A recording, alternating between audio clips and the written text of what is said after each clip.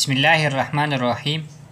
8 class maths में exercise 3.1 है, जिसमें हमारे पास रेशो और प्रोपोर्शन के सवालात हैं। इसमें पहला क्वेश्चन है, question number 1, find the value of Y in the following. इस ए से लेकर जे पार्ट तक हमारे पास कुछ इक्वेशन और प्रोपोर्शंस हैं। इसमें वाई की वैल्यू मालूम करनी है। पहला पार्ट है हमारे पास y/32 is equal to 3/8, y ratio 32, proportion 3/8। इसको हम इस तरह लिख सकते हैं। तो इसमें हम y की क्या वैल्यू पुट करें ताकि ये दोनों साइड्स इक्वल आ जाएं। तो हमने गिवन में लिख लिया है। रिक्वायर्ड में हमारे पास 2 का इजाफा to find the value of y। Solution में हम ये इक्वेशन अगेन लिख देते हैं। y/32 में y को आपने अकेले छोड़ना है और इस 32 को आपने ख़त्म करना है। डिवाइड में है तो इसको आप मल्टीप्लाई के ज़रिए ख़त्म करें। इस साइड को आप मल्टीप्लाई करना चाहते हैं तो इस साइड को भी करेंगे। 32 और 32 ये कैंसिल हो जाएगा और हमारे पास रह जाएगा y। 8 1 ज़ा 8, 8 4 ज़ा 32, 3 और 4 आप मल्टीप्लाई करें, 3 4 ज़ा 12। तो y की वैल्यू हमारे पास आती है यहाँ पर 12। अगर ये आप लगाएंगे इस इक्वेशन में तो दोनों साइड्स इक्वल आ जाएंगे। इसी तरह इन बाकी पार्ट्स के लिए हम गिवन रिक्वायर्ड नहीं लिखेंगे, आप इसी तरह खुद लिख सकते हैं। हम सिर्फ सॉल्यूशन करेंगे। पार्ट बी और पार्ट सी अब हम करते हैं। 2/y is equal to 4/6, 5/15 is equal to y/30। पहले पार्ट बी 2/y में ये y डिवाइड में है। जिस इक्वेशन में आपके पास y डिवाइड में हो तो उसमें आप एक एक्स्ट्रा स्टेप करेंगे, क्रॉस मल्टीप्लिकेशन। तो क्रॉस मल्टीप्लिकेशन ये होता है कि इसको आप इसके साथ मल्टीप्लाई करें 4 मल्टीप्लाई बाई y, और इसको आप इक्वेट करें 2 मल्टीप्लाई बाई 6 के साथ। तो इसको हम कह सकते हैं कि ये क्रॉस मल्टीप्लिकेशन हुई है। इसमें से आपने इस 4 को ख़त्म करना है, y को अकेले छोड़ना है। 4 इसके साथ मल्टीप्लाई में है, डिवाइड के साथ हम इसे ख़त्म करते हैं, डिवाइडिंग बोथ साइड्स बाय 4। और यहाँ पर 2 6 से आता है हमारे पास 12। तो इसको भी आप डिवाइड करेंगे 4 पर। 4 कैंसिल हो गए, y रह गया 12 डिवाइड बाय 4। 4 1 ज़ा 4, 4 2 ज़ा 8, 4 3 ज़ा 12। तो यहाँ पर हमारे पास y की वैल्यू आ गई 3। इसी तरह यहाँ पर इस इक्वेशन में ये और पार्ट नंबर ए आप देख सकते हैं, इसमें y ऊपर है न्यूमरेटर में, लेकिन इसमें फ़र्क ये है कि यहाँ पर y लेफ़्ट साइड पर है, यहाँ पर राइट। बाकी कोई फ़र्क नहीं है। इसके साथ जो डिवाइड में है इसको आप ख़त्म करें। वहाँ पर 32 था, यहाँ पर 30। तो इस 30 को आपने मल्टीप्लाई के ज़रिए ख़त्म करना है। दोनों साइड्स को आपने मल्टीप्लाई करना है बाय 30। यहाँ पर 30 और 30 कैंसिल हो जाएंगे, y राइट साइड पर रह जाता है, लेकिन हम इसे लेफ़्ट साइड पर लिखते हैं। 15 1 ज़ा 15, 15 2 ज़ा 30। 5 और 2 को आप मल्टीप्लाई करें, 5 2 ज़ा 10। तो y की वैल्यू आ जाएगी 10। इसी तरह हमारे पास पार्ट डी में y डिवाइड में है और पार्ट ई में फिर y न्यूमरेटर में। इसी तरह पार्ट एफ में भी डिवाइड में है, डिनोमिनेटर में है। तो अगर आप इन डिनोमिनेटर वाले सवालात में क्रॉस मल्टीप्लाई करेंगे तो इसके ज़रिए आपको आसानी हो जाएगी सवालात को हल करने में। बाकी जिसमें y न्यूमरेटर में है यानी ऊपर है, इसके साथ जो डिवाइड में है उसे आपने ख़त्म करना है। ये है तरीका। यहाँ पर हमारे पास part number D 5/20 is equal to 4/y और part number E y/24 is equal to 8/16 की अब बारी है। तो यहाँ पर y डिवाइड में है, आप क्रॉस मल्टीप्लाई करेंगे। 5 के साथ मल्टीप्लाई करें y और 4 के साथ आ जाएगा 20।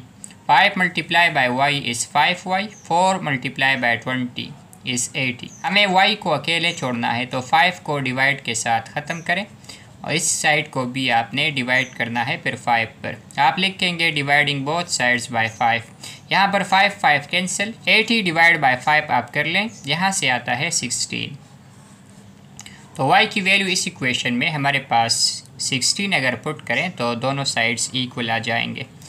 यहाँ पर भी आप देख सकते हैं तो ये बिल्कुल पार्ट ए की तरह है। y/24, वहाँ पर y/32 था, 32 हमने ख़त्म कर दिया था बाय मल्टीप्लाई, यहाँ पर 24 के साथ भी यही सलूक करेंगे। दोनों साइड्स को आप 24 के साथ मल्टीप्लाई करें। मल्टीप्लाइंग बोथ साइड्स बाय 24, ये दोनों कैंसिल हो जाएंगे। 8 1 ज़ा 8, 8 2 ज़ा 16, 2 1 ज़ा 2, 2 12 ज़ा 24। 12 और 1 मल्टीप्लाई करें, 12 1 ज़ा 12, डिवाइड बाय 1 से भी फिर आता है 12। तो यहाँ पर पार्ट नंबर ई में y की वैल्यू 12 अगर आप लगाएं तो दोनों साइड्स इक्वल हो जाएंगे। इसी तरह पार्ट नंबर एफ में 3 over 21 is equal to 7 over y, इसमें ये y डिवाइड में है। जिस सवाल में y डिवाइड में आ जाए, डिनोमिनेटर में आ जाए, तो इसमें आप क्रॉस मल्टीप्लाई करेंगे। 3 multiply by y is 3y, 7 multiply by 21।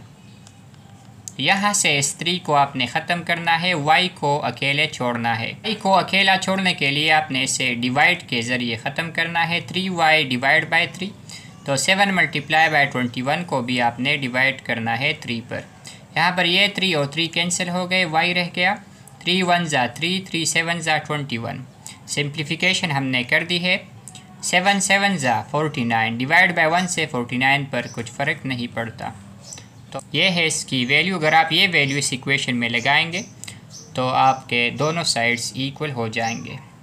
Part ji, H, आई और जे में फिर हमारे पास एक्स्ट्रा काम क्या करना है, इन प्रोपोर्शन से। साइन को हम प्रोपोर्शन कहते हैं, इसको रेशो।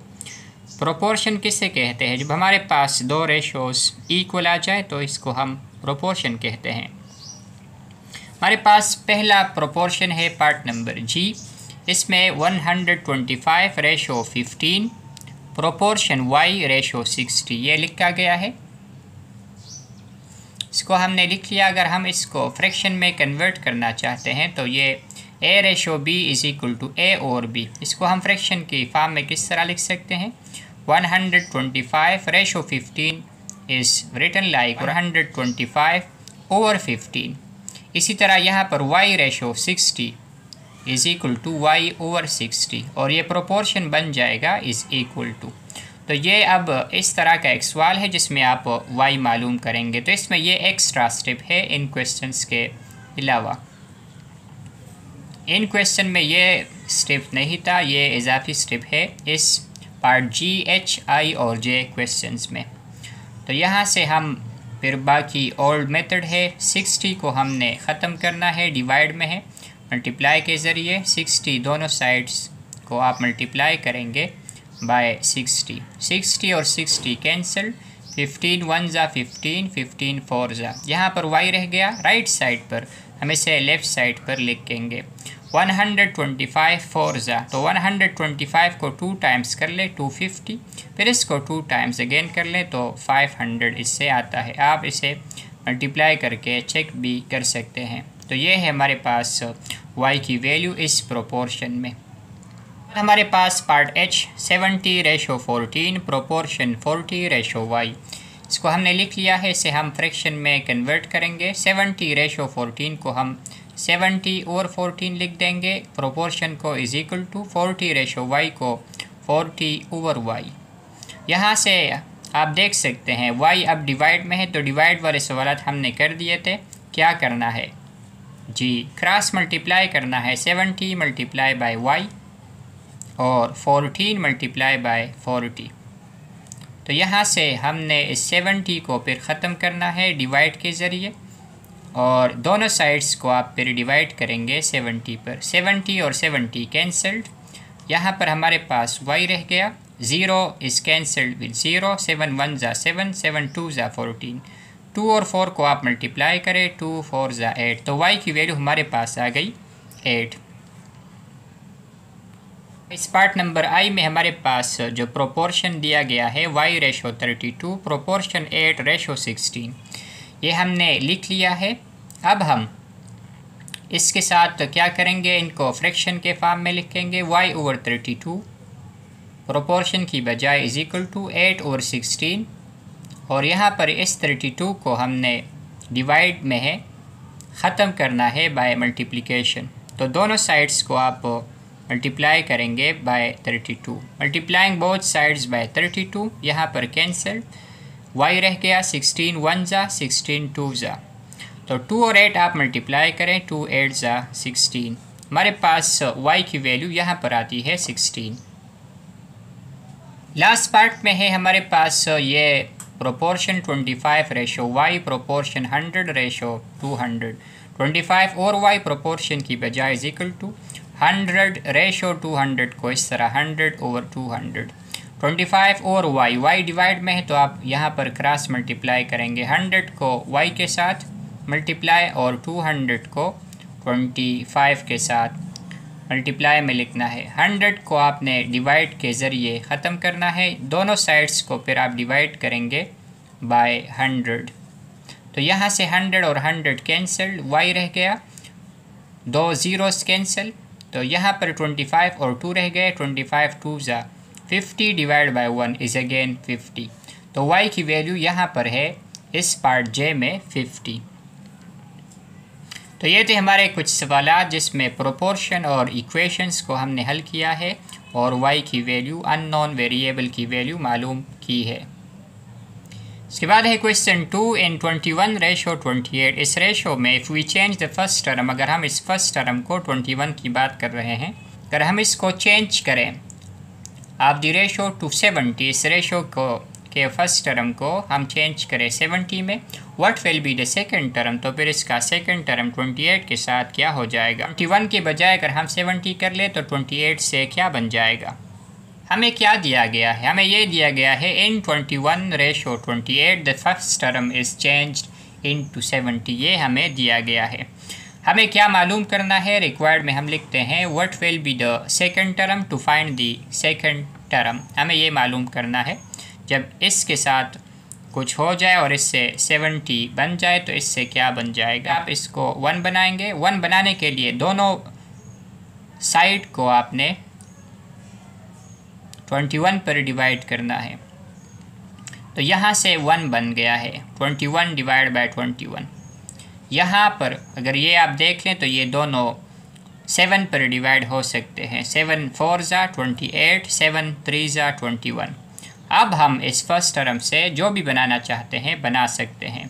हमने इसे 70 बनाना है अकॉर्डिंग टू क्वेश्चन, तो इस साइड को अगर आप 70 बनाना चाहते हैं तो इस साइड्स को आपने 70 से मल्टीप्लाई करना है। रेशो है तो इस साइड को भी आपने 70 के साथ मल्टीप्लाई करना है, तो आप लिखेंगे multiplying both sides bye 70।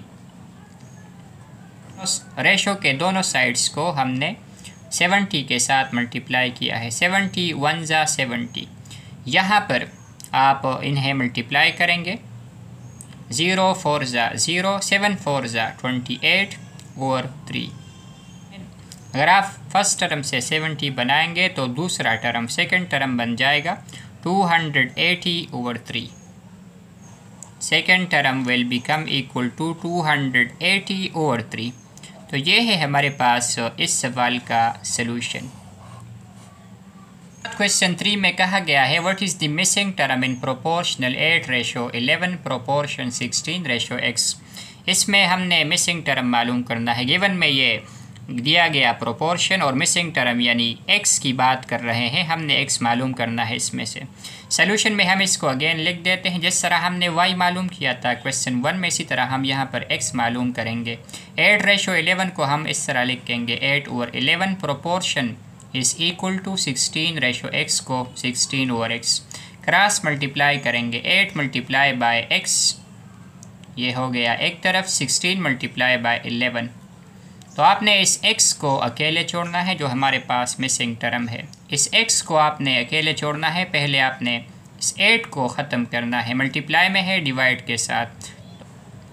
8 cancel हो गए, x रह गया, 8 1 ज़ा 8, 8 2 ज़ा 16। तो 2 और 11 मल्टीप्लाई में रह गए, 2 11 ज़ा 22 डिवाइड बाय 1 इज़ अगेन 22। तो यहाँ पर हमारे पास जो मिसिंग टर्म था वो है 22। ये है इस सवाल का रिज़ल्ट।